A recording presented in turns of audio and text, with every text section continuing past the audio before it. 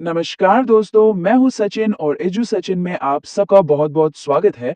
आज हम बात करने वाले हैं नवंबर 2025 के महीने की और सच कहूं तो क्या कमाल का महीना था। मतलब बिल्कुल एक रोलर कोस्टर राइड की तरह। एक तरफ हमने अंतरिक्ष में नई ऊंचाइयों को छुआ, तो दूसरी तरफ खेल के मैदान में पूरी दुनिया जीत ली। तो चलिए इस शानदार महीने की हर एक जरूरी खबर को एक-एक करके डिटेल में समझते हैं। देखिए, नवंबर 2025 की जो पूरी कहानी है ना, वो बस इन 2 तस्वीरों में समा जाती है।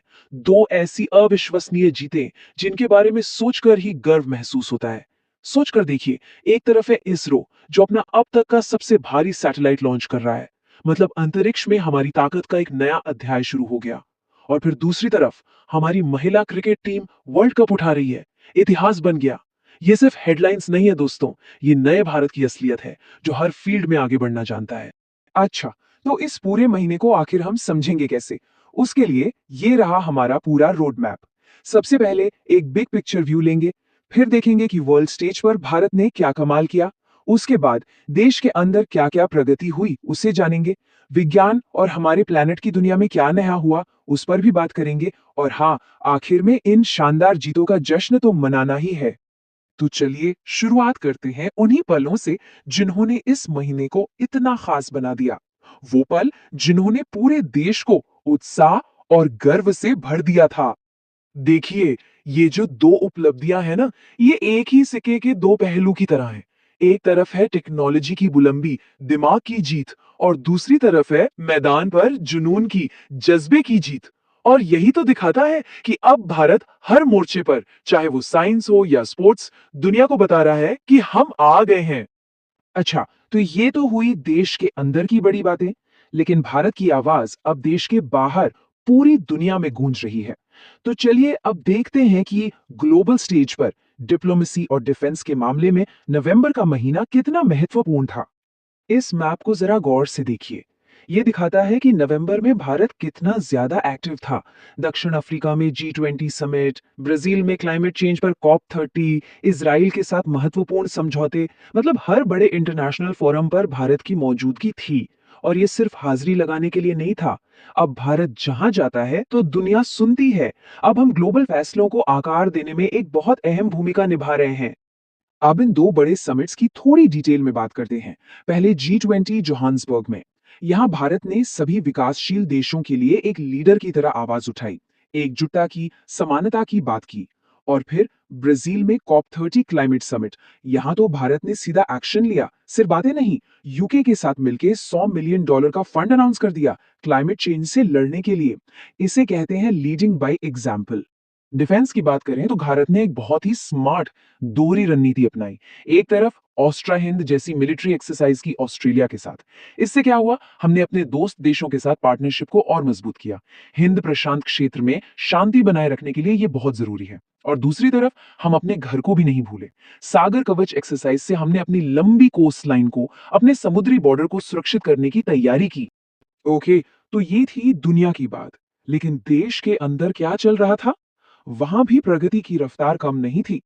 चलिए अब फोकस शिफ्ट करते हैं हमारी इकोनॉमी, नई सरकारी स्कीम्स और राज्यों के इनिशिएटिव्स पर।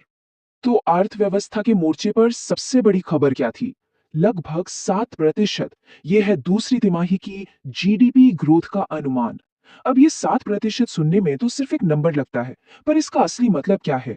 आसान भाषा में समझे तो इसका मतलब है कि देश की इकोनॉमी का इंजन तेजी से दौड़ रहा है।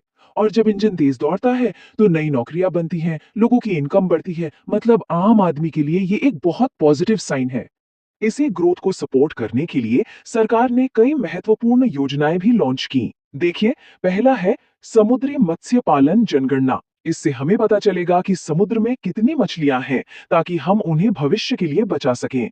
फिर है टैक्स रैम्स योजना। ये कपड़ा उद्योग के लिए एक बूस्टर डोज जैसी है। भारत ट्रेड हब से व्यापारियों के लिए बिजनेस करना आसान हो जाएगा।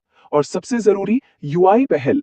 इसमें मेटी और इंटेल मिलकर हमारे युवाओं को एआई यानी आर्टिफिशियल इंटेलिजेंस की ट्रेनिंग देंगे, ताकि वो भविष्य के लिए तैयार हो सकें। और ऐसा नहीं है कि सिर्फ केंद्र सरकार काम कर रही थी, राज्यों ने भी कमाल के कदम उठाए। जैसे केरल ने महिला कर्मचारियों के लिए 12 दिनों की पेड मेंस्ट्रुअल लीव शुरू की। ये एक बहुत ही प्रगतिशील कदम है। उत्तर प्रदेश में एक नए कल्याण सिंह नगर जिले का प्रस्ताव आया ताकि प्रशासन लोगों तक बेहतर पहुंच सके। और पंजाब में किसानों के लिए एक बहुत बड़ा काम हुआ। एक नया साइलो कॉम्प्लेक्स बना जिससे अनाज को सुरक्षित रखा जा सकेगा। अब हम आते हैं एक ऐसे सेक्शन पर जहां दो एकदम अलग चीजें एक साथ हो रही थीं। विज्ञान और हमारा ग्रह। एक तरफ इंसानी दिमाग की अद्भुत खोजें और दूसरी तरफ हमारे प्लैनेट के लिए कुछ बहुत गंभीर चेतावनियां। चलिए इस विरोधाभास को समझते हैं। इनोवेशन तो जैसे हवा में था। इसरो ने लॉन्च किया CMS-03, भारत का अब तक का सबसे भारी कम्युनिकेशन सैटेलाइट। सोच लीजिए, हमारा कम्युनिकेशन, इंटरनेट सब और तेज होने वाला है। फिर इसरो और नासा का जॉइंट मिशन निसार, ये ऊपर से हमारी धरती पर नजर रखेगा। गूगल ने अपनी नई AI चिप आयरनवुड रिवील की और उत्तर भारत में एक नए बैक्टीरिया बोर्डेटेला हुलमेसी का पता चला जो काली खांसी जैसी बीमारी फैला रहा था। इसकी पहचान से इससे लड़ने में मदद मिलेगी। लेकिन अब जो खबर है वो बिल्कुल फिल्मों जैसी है।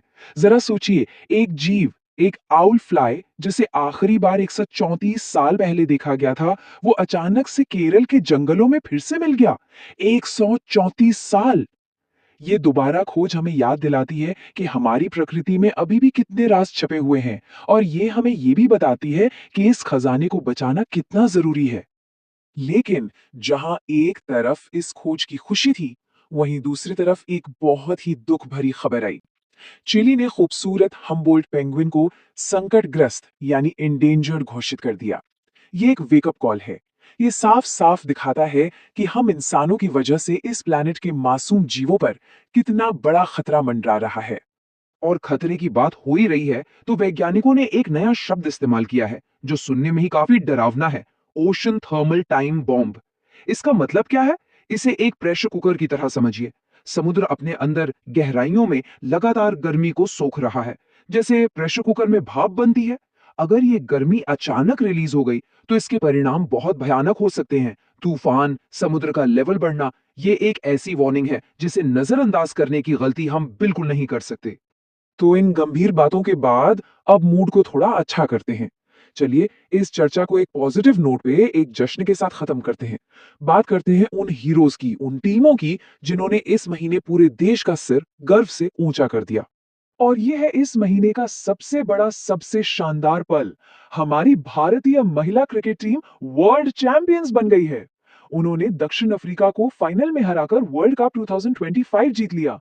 ये सिर्फ एक ट्रॉफी नहीं है दोस्तों, ये उस हर लड़की के लिए एक जीत है जो खेलना चाहती है। ये भारत में महिला खेल के लिए एक ऐतिहासिक पल है। क्या कमाल का दिन था वो। और जीत का ये सिलसिला सिर्फ क्रिकेट तक ही नहीं रुका। शतरंज में राहुल VS बने भारत के 91वें ग्रैंड मास्टर। निशानेबाजी में अभिनव देशवाल ने डेफलिम्पिक्स में गोल्ड मेडल जीतकर सबको प्रेरित किया। और कबड्डी में भी हमारी महिला टीम ने वर्ल्ड कप जीतकर धूम मचा दी। मतलब हर खेल में हमारा तिरंगा लहरा रहा था। स्पोर्ट्स के अलावा कला और सार्वजनिक सेवा में भी हमने नाम रोशन किया। बुकर प्राइज 2025 मिला डेविड ज़ाले को। सलमान रुश्दी को उनके काम के लिए लाइफ टाइम अचीवमेंट अवार्ड से सम्मानित किया गया। और दिलजीत दोसांझ को बेस्ट एक्टर के लिए इंटरनेशनल एमी में नॉमिनेट किया गया। ये ग्लोबल स्टेज पर भारतीय प्रतिभा की एक बहुत बड़ी पहचान है। साथ ही ओडिशा को नेशनल वाटर अवार्ड्स में सर्वश्रेष्ठ राज्य का दर्जा मिला। ये भी एक शानदार उपलब्धि है। तो जब हम नवंबर 2025 पर पर्दा गिराते हैं तो हम देखते हैं कि ये महीना खुशियों और चिंताओं दोनों से भरा था। अंतरिक्ष मिशन थे तो जलवायु चेतावनियां भी थीं, वर्ल्ड कप की जीत थी तो नई नीतियां भी थीं। सवाल ये है कि इन सब में से कौन सी चीज, कौन सी घटना आने वाले समय में हमारे भविष्य पर सबसे गहरा असर डालेगी? इस पर जरूर सोचिएगा। आज के इस सफर में मेरे साथ जुड़ने के लिए बहुत बहुत शुक्रिया।